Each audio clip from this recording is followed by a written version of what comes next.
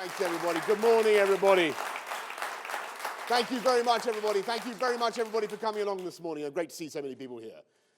Last week, the people of this country voted to take a new path and a new direction for Britain in a decision that I passionately support. And it is vital now to see this moment for what it is. This is not a time to quail. It is not a crisis, nor should we see it as an excuse for wobbling or self-doubt, but as a moment for hope and ambition for Britain. A time not to fight against the tide of history, but to take that tide at the flood and sail on to fortune. This is our chance. This is our chance to build a Britain, not just with a dynamic free market economy, but an economy where everyone benefits from that success. Because as someone who has campaigned across the country in the last few months and spoken to thousands of people, I can tell you there are too many who have not seen their wages rise for years, and in many cases seen them fall, and who cannot understand how it is that the pay packets of the FTSE 100 chief executives are now 150 times the average pay of the workforce in their companies when it was perhaps 50 times 20 years ago, 25 times in 1980. Now, I'm no communist. As my time in City Hall will testify, I'm a tax-cutting conservative. But I want a capitalism that is fairer to those forgotten people, where we invest in the potential of every young person so that they have the skills and the confidence to take advantage of what this country has to offer. And this is our chance to learn the lessons of that referendum campaign. And as One Nation conservatives, to speak up for those forgotten people, to give them the ladder up which they can climb, and to draw them back into the great conservative coalition to which they once belonged. This is our chance to restore Britain's standing as an independent, sovereign and self-governing nation, making our own trade policy, striking deals with the growth economies around the world. And I can tell you that just in the last few days, I've already heard of overtures from Australia, New Zealand, India, Malaysia and Singapore. And the good news for our friends in America is that they will be at the front of the queue. And of course, this is our chance. This is our chance to relaunch our commitment to Europe, to peace and stability on the continent by giving leadership on defense cooperation, on counterterrorism and intelligence sharing and all the things that make our continent safer. This is our chance to assert our values, to tell the world again what kind of a country Britain is, where we value everyone equally, no matter where you were born or when you came to this country or what religion you practice. You are part of our great British family. And we celebrate.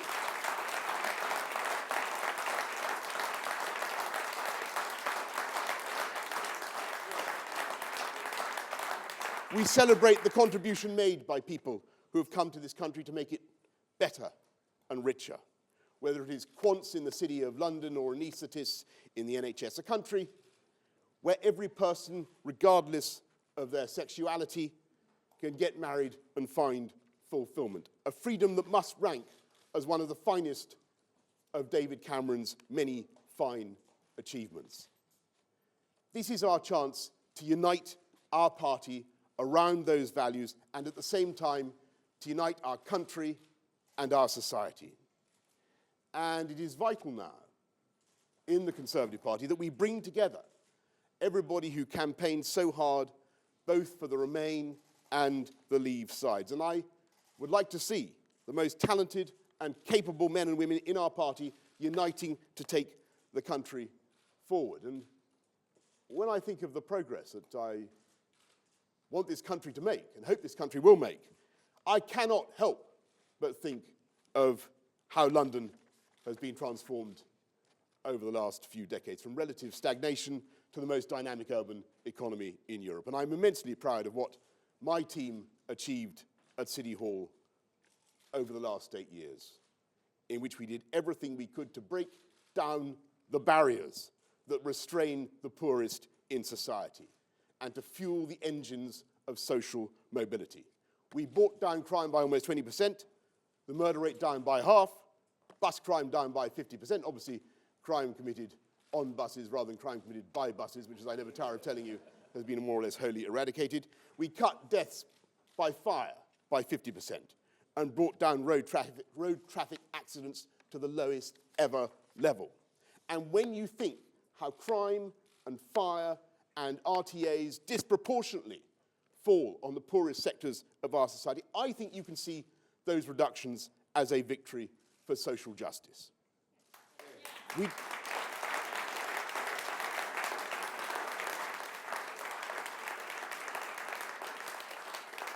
We championed transport, the great equalizer and literally the great mobilizer, moving millions to take advantage of the most extraordinary wealth-creating zone anywhere in Europe, and also liberating the development of hitherto inaccessible brownfield sites so that we were able to build a record number of affordable homes, more than 100,000, and to regenerate huge parts of East London. And I'm proud to say that when I left office last month, there were 44,000 sites in this city under construction, more than any time in the history of London. And you go to the Olympic Park. Go to the Olympic Park and you'll see the astonishing physical legacy from those games, unlike a legacy that has been produced by any other Olympic city. And at the same time, we did everything we could to invest in our human capital, helping London's superb schools and teaching with our excellence funds, helping to create more than 200,000 apprenticeships, and putting tens of millions of pounds into the pockets of the poorest families in our city by expanding massively the London living wage. And I'm proud to say, at the end of 8 years, and not only is everyone living longer, 18 months longer, both for men and women, as I tell you, you live longer under the Conservatives, but the biggest gains in life expectancy have been made by those on the lowest incomes. When I became mayor of London, 4 out of the 6 poorest boroughs of the UK were in London. London now has none of the poorest 20th boroughs in the UK. And I believe for any government, it is time for any government to invest in the infrastructure and to pursue the fiscal devolution agenda to ensure that London's success is replicated, as it increasingly is in the towns and cities across the UK. And I will not pretend that everything has always been rosy. Things are sometimes tough, even in the greatest city on earth. And I've led the capital through riots and blizzards and strikes and terrorist attack. And every time we have bounced back and gone from strength to strength. I treasure a cover of Time magazine from 8 years ago, which had a picture of various famous London buildings being engulfed by the waves. London sinking was the headline. Well, I ask you to look at our capital today, still the #1 financial centre, the greatest tech hub in this hemisphere, the #1 tourist destination on earth, with more people, more visitors going to the British Museum, I'm told, than go to the whole of Belgium. Not that I have anything against Brussels, as you know, at all. The prophets of doom were wrong then, and they are wrong now. Because London and the whole UK will flourish mightily outside the EU, since it is manifestly in the economic interests of our friends and partners to agree a deal that involves mutual and universal access to our markets with no tariffs and no quotas, while we remove ourselves from the EU legal order and the supremacy of the European Court, and take back control of our immigration policy with a points-based system that is fairer to all the talented and hard-working people who want to come here, whether they are from the 7% of the world that is in the European Union or the 93% of the world that is not. Because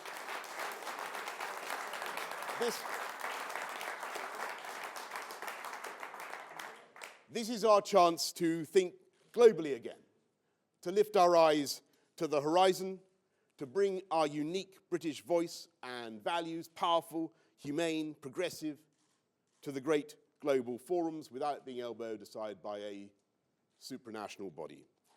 And instead of being afflicted by nerves, let us seize this chance and make this our moment to stand tall in the world. That is the agenda for the next Prime Minister of this country.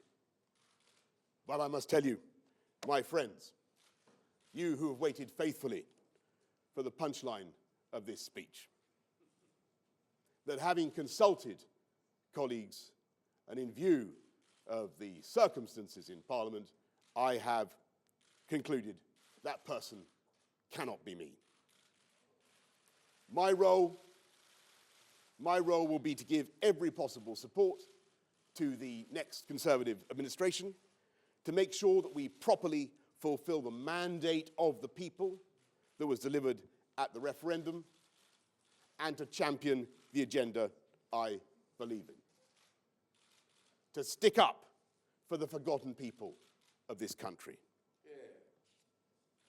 And if we do so, if we invest in our children and improve their life chances, if we continue to fuel the engines of social mobility, if we build on the great reforming legacy of David Cameron, if we invest in our infrastructure, and if we follow a sensible, moderate, one-nation conservative approach that is simultaneously tax-cutting and pro-enterprise, then I believe that this country can win and be better and more wonderful and, yes, greater than ever before. I want to thank you all very much for coming along this morning. I want to thank particularly my colleagues in Parliament who have come, all my team, and of course everybody around the country who supports our vision of a better Britain. Thank you all very much. Thank you. Thank you. Thanks, everyone. Thank you. Engine ignition. Lift off.